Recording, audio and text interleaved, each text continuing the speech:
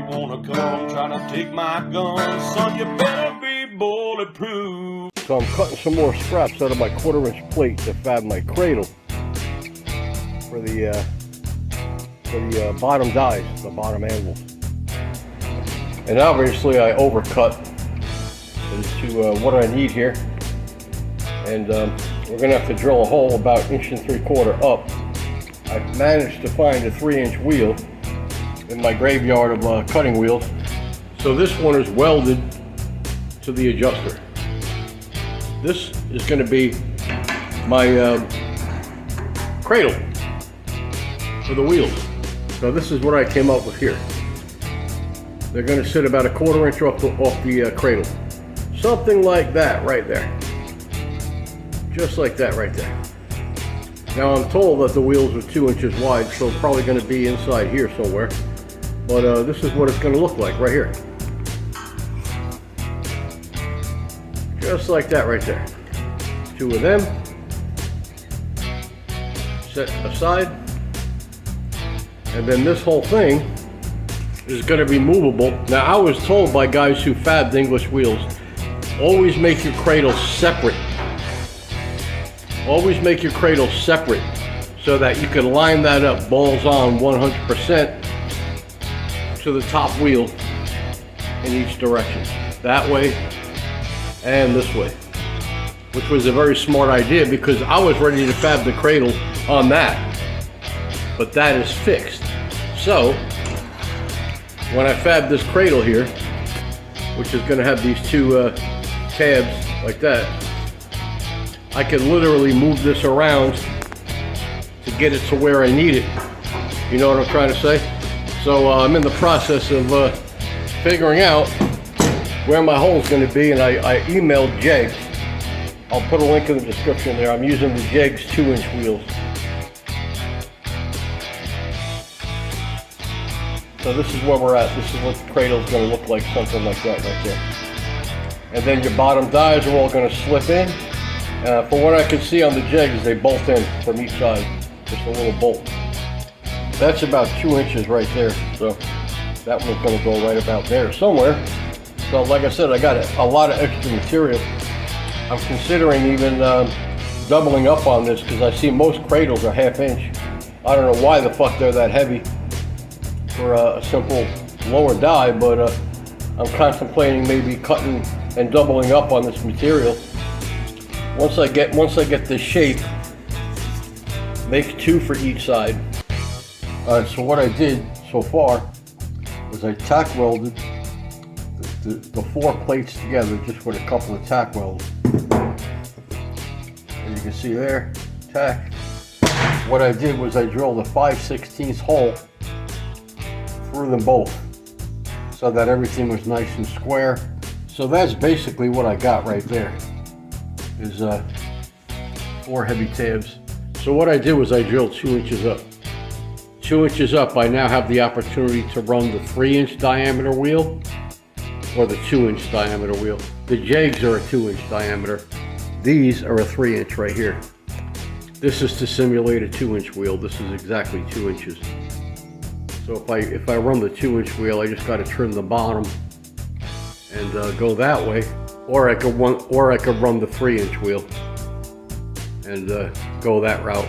So my options are, I left my options open as far as you know what I'm going to do here. But that's about 2 inches wide right there, give or take, about 2 inches wide. But this kind of design gives me the option to float this where I need to float it. Which, like I said in my other video, those guys building English wheels were smart because I was ready to fab it off this plate here. And that's a no-go. So I can find out where I need to put this, trim all the excess bullshit off, and just weld it right on there.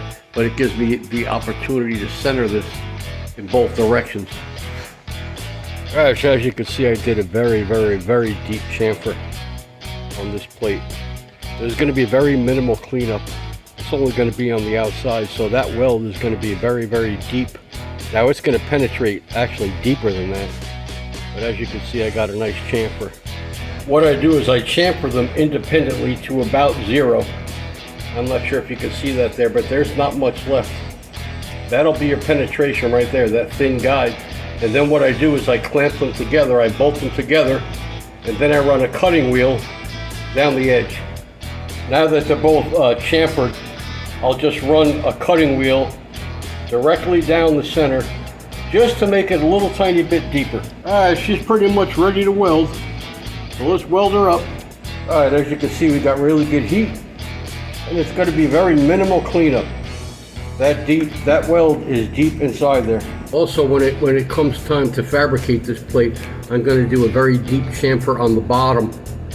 But for right now, I'm going to be adjusting from the bottom as far as the height goes. There we go, from that, which is full penetration, to that. Right down. 1/2 inch plate. No problem. And there you go.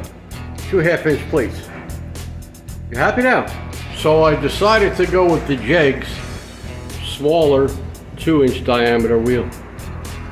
Because I'm running a 6-inch diameter up here, which is smaller, normally you run an 8-inch.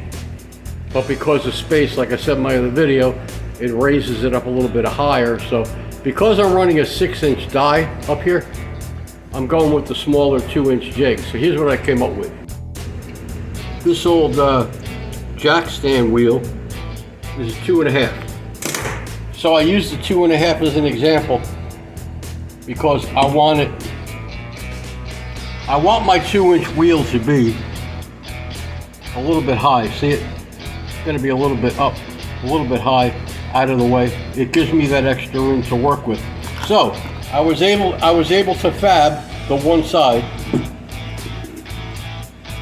welded, again chamfered, just about 100%. She's square with all the heat. She's square. I checked it both ways, and she's good. So luckily I managed to not warp the plate. I went a little bit at a time, but that's kind of what you got right there. So that's what you got right there. This is about 2.5, 3 inches. It's going to be narrower than that. But the one side is done. Now I just got to wait for the wheel so I can level the axle and adjust the height on this side to get everything nice and symmetrical. But it's coming along on the English wheel. Coming along. Looking professional. And over here, I don't know what diameter the Jegs is, but what's going to happen is these wheels are going to drop into there. So a lot of this material is going to be gone. Something like that right there, so that each wheel could just drop into its notch. But I know for a fact that the axle is larger than that, but I left myself this extra material so I could drill the hole straight through and get it right. But this is Dennis Scott giving a shout out to everybody saying what's up. Stay tuned for more on the English wheel. I'm out. If you wanna come trying to take my gun, son, you better be bulletproof.